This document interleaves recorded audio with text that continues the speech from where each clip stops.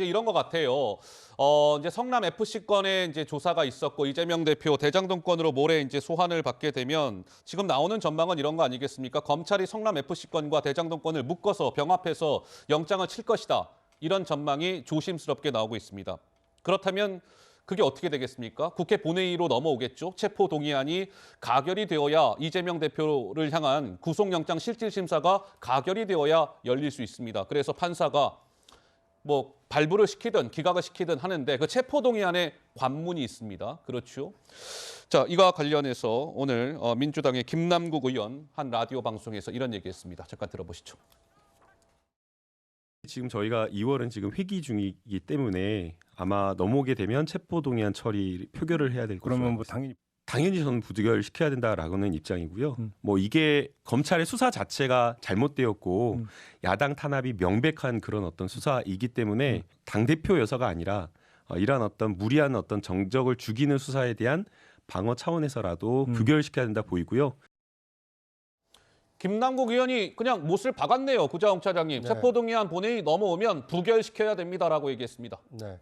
뭐 그러려고 1월 임시국회 소집한 거 아니겠습니까? 예.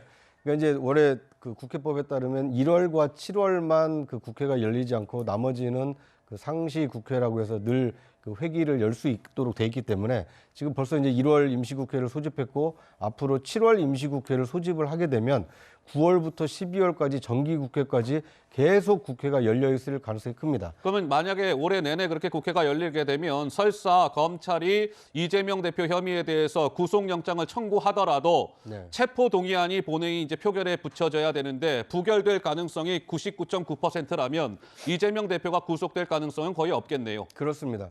그러니까 현재 의석 구조가 이 민주당이 169석으로 과반 의석을 훌쩍 넘기는 이 다수 의석을 확보하고 있기 때문에 민주당 대표 이재명 대표로서는 뭐 이 체포 동의안이 국회에서 이 가결될 가능성은 낮다라고 보여집니다.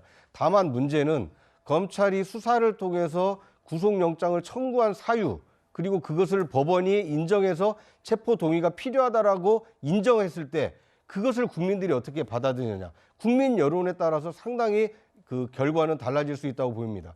일반 국민 같았으면 100번이라도 구속됐을 사유인데 지금 국회의원이라는 신분 때문에 불체포 특권 뒤에 숨어서 체포가 안 되는 것이냐. 명백한 변제 사실이 있음에도 이 그 다수의 힘으로 이 불체포 특권을 지금 악용하고 있는 거 아니냐. 이런 네. 국민 여론이 만약에 생긴다라면 이것은 민주당으로서도 상당히 위기가 될 수밖에 없습니다.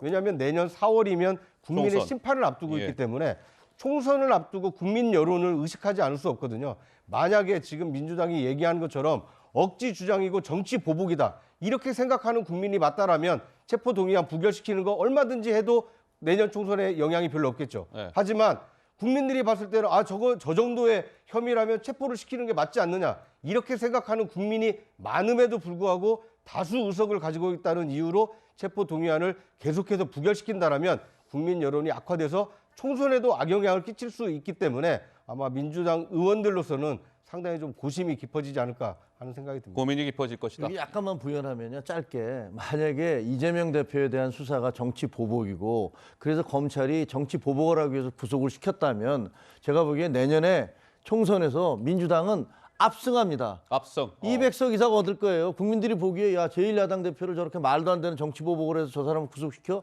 그래서 만약에 정말로 정치 보복이라고 생각하시는 주장이 맞다면 그냥 다 간두고 나가셔서 그래 구속시키려면 구속시켜봐라 라고 나오시는 게 더 당을 위해서는 좋을 수도 있어요.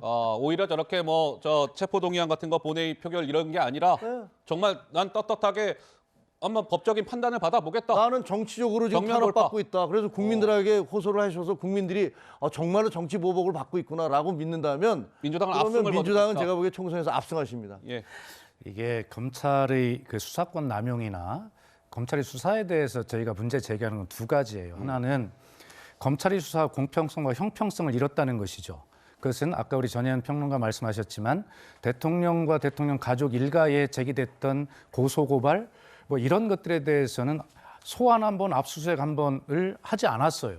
그럼에도 불구하고 이재명 대표에 대해서는 수백 번의 압수수색과 저렇게 진술에만 의존한 저런 언론 플레이, 기소 이런 것들이 이루어지고 있는 것이잖아요. 예. 그런 측면에서 검찰 수사가 공평성과 형평성을 잃었다는 지점 하나 하고 예. 두 번째, 이재명 대표에 대한 수사도 들어가 보면 전혀 증거가 없는 이러한 진술에만 의한 어떤 기소 이런 것이 맞느냐라고 하는 두 가지를 동시에 우리는 가지고 있기 때문에 검찰 수사에 의문을 제기하는 것이고 그래서 부당한 예를 들어서 체포 동의안이 넘어온다면 예. 동의할 수 없다는 생각을 가지고 있겠죠, 의원들이. 자, 그러나 구자영 차장 계속 말씀하셔서 방탄국회, 민주당이 1월 방탄하기 위해서 했다. 네. 그 많은 민생법안 민주당이 의사일정 안 해서 못한다라고 하지만 1월 임시국회를 필요에 의해서 열자고 했을 때 그걸 방탄으로 규정하고 의사일정에 일체 응하지 않은 것. 이것은 국민의힘이지 왜 민주당입니까?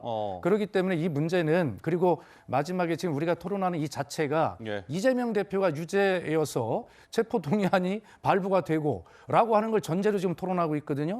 그러니까 이것도 역시 다른 문제라고 생각합니다. 알겠습니다. 예.